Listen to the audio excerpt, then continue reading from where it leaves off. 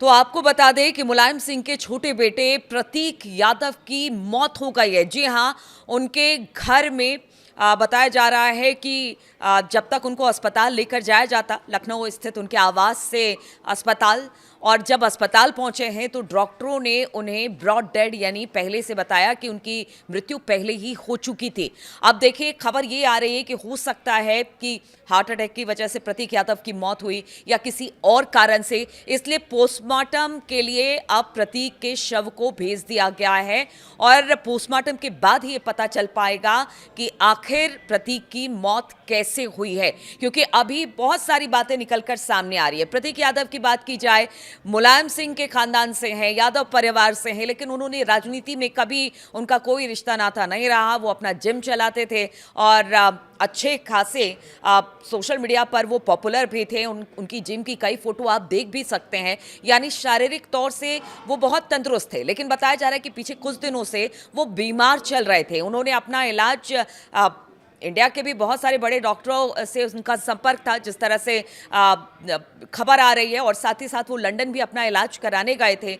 तो क्या शायद लंबे समय से बीमार थे, इस वजह से उनकी मौत की खबर इस तरह से अचानक से सामने आई, क्योंकि सब प्रतीक यादव की मौत वाकई चौंकाने वाली है, क्योंकि किसी को नहीं लग रहा था कि इस तरह से एक लंबा चौड़ा व्यक्ति जो जिम जाता था, वो तंदुरुस्त था, उसकी मौत हो गई है। इसीलिए अब उनके शव का पोस्टमार्टम होगा। शव के पोस्टमार्टम के बाद ही ये खुलकर पता चल पाएगा कि आखिर प्रतीक यादव के मौत के पीछे की वजह क्या है। लखनऊ स्थित उनके आवास से सिविल हॉस्पिटल लेकर जाया गया, सिविल अस्पताल लेकर जाया गया, लेकिन जब वहां पर पहुंचा है उनका शव, डॉक्टरों ने कहा है कि इनकी मृत्यु पहले ही हो चुकी थी, इसलिए तुरंत उनके शव को पोस्टमार्टम के लिए भेज दिया है। प्रतीक यादव की बात की जाए, अपर्णा यादव के पति हैं, मुलायम सिंह के छोटे बेटे हैं, सौतेले बेटे हैं, अखिलेश के छोटे भाई हैं। कभी भी इतना बड़ा राजनीतिक घराना, लेकिन प्रतीक ने कभी राजनीति की तरफ नहीं देखा। वो हमेशा अपने बिजनेस, अपने जिम जो उनका एक चेन चलता था, उसमें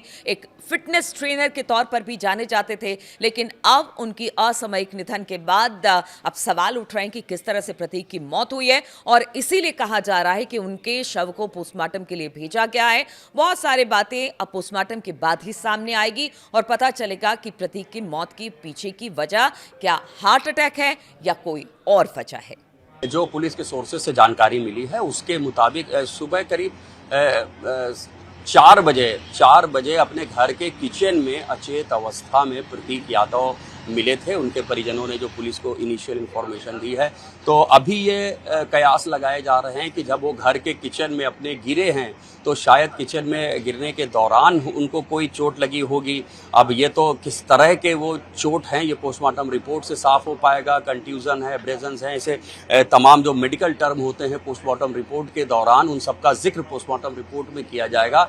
लेकिन पुलिस के सोर्सेज ने ये बात हमें कन्फर्म की है कि सुबह करीब 3:45-4 बजे अपने घर के किचन में अचेत अवस्था में प्रतीक यादव मिले थे, जिसके बाद उनके परिवार ने डॉक्टर्स से संपर्क किया है और डॉक्टर्स की टीम वहां पहुंची है, और फिर इसके बाद प्रतीक यादव को सिविल अस्पताल लाया गया है और सिविल अस्पताल में डॉक्टर्स ने उनको मृत घोषित किया गया है। अब चूंकि एक ऑफिशियल प्रोसीजर है और हाई प्रोफाइल मामला है, लिहाजा उनके शव का पोस्टमार्टम कराया जा रहा है कॉज ऑफ डेथ कंफर्म करने के लिए। सीएमओ की ओर से डॉक्टर्स का एक पैनल बनाया जाएगा। बताया जा रहा है 3 डॉक्टर्स का पैनल प्रतीक यादव के शव का पोस्टमार्टम करेगा और इस पूरे पोस्टमार्टम की वीडियोग्राफी भी कराई जाएगी।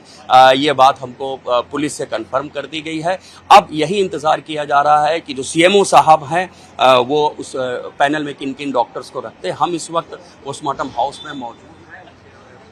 परिवार या उनके जो भी करीबी हैं तमाम